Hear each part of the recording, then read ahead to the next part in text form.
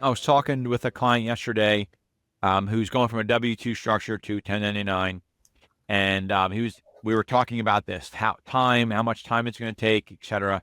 And one of the things um, that I advise a lot of clients on is, unless you know the actual building location you want to be in, like I've always wanted to be in that building and that's where I'm going to be and whatever, right? I don't think that building out because you have to envision what your business is going to look like on the other side, right? Mm-hmm. Yeah. So what does your brand logo look like and represent?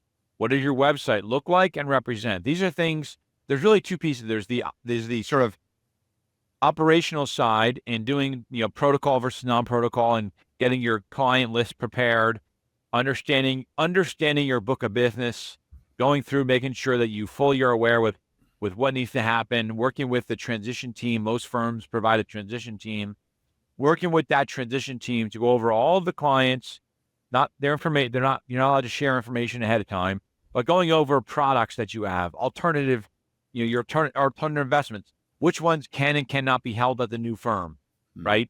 SMA managers, right? Which clearing company are you going to be working with, right? Is it self-clearing or is it Schwab or Fidelity or whatever custody?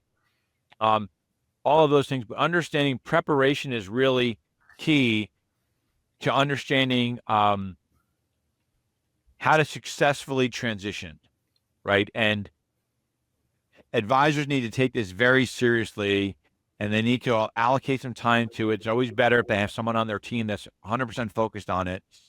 But at the same time you're doing those things, sort of to be able to move your business cleanly, and what we're seeing today, nowadays, since most firms are using, electronic signature, most advisors that are moving are generally moving 90% of their book of business within the first 45 days, right? Yeah. Typically what I tell an advisor is by the end of 90 days post-move, you are back up and running and back to business, right? Maybe there's a couple of straggler accounts that you haven't gotten yet or whatever, but you're pretty much back to business.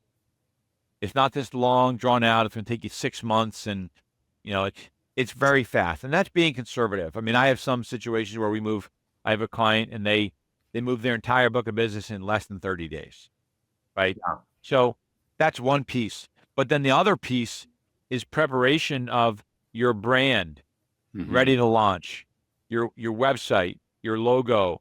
And I say your website, it's more than just like, oh, I have a website. Yeah. Does your website articulate who you are as a financial advisor and what your practice specialty is, right? Someone should be able to go to your website, and it's more important than ever before, and be able to tell almost immediately what you're all about, right?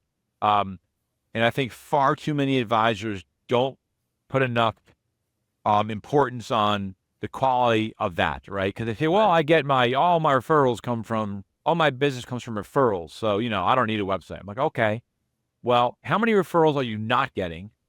Because they got referred to you, they went online and looked you up, and they saw that your website was built in 1987, and you haven't posted anything of relevance in 2 years, right?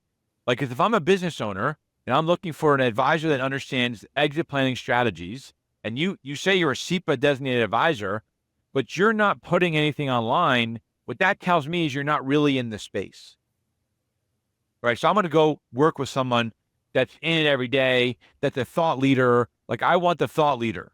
And your website basically doesn't say any of that.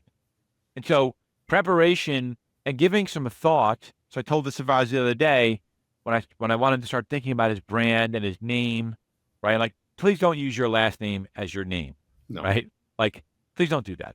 And so what you have to do when you're in the car or you're in a quiet place, you have to think and visualize what you would be proud of. What does your brand look like and why? What is important to you? Why does it resonate? Right? Our logo for my organization is a knight chess piece. And the reason why I chose a chess piece is because it's the most disruptive chess piece on the board, right? It's not maybe the most powerful queen or whatever, right? I like playing chess. But in terms of a disruptive chess piece, that's the only piece that can go in multiple directions unilaterally, right? So it's disruptive. And that's it's what hard to anticipate that move, right?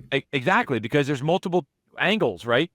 And so that's how I envisioned my company from the very beginning is I wanted to be a disruptor in this space.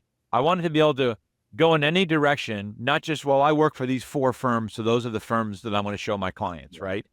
So there's some thought behind why. And that can take some time. And an advisor needs to think about that very seriously so that they don't, change the name. Look, on the flip side, I'll tell you that Elite Consulting Partners, if I had a chance to redo it, I don't know if I would have used Elite as the name, right? Because I see a truck going down the road and it's Elite Moving and it's Elite, water coolers and whatever. I'm like, but because I didn't know what I know now. You're right? in a niche, right? You're not wide angle. Yeah. You're in a niche. So I think it works really well. I do like the symbolism.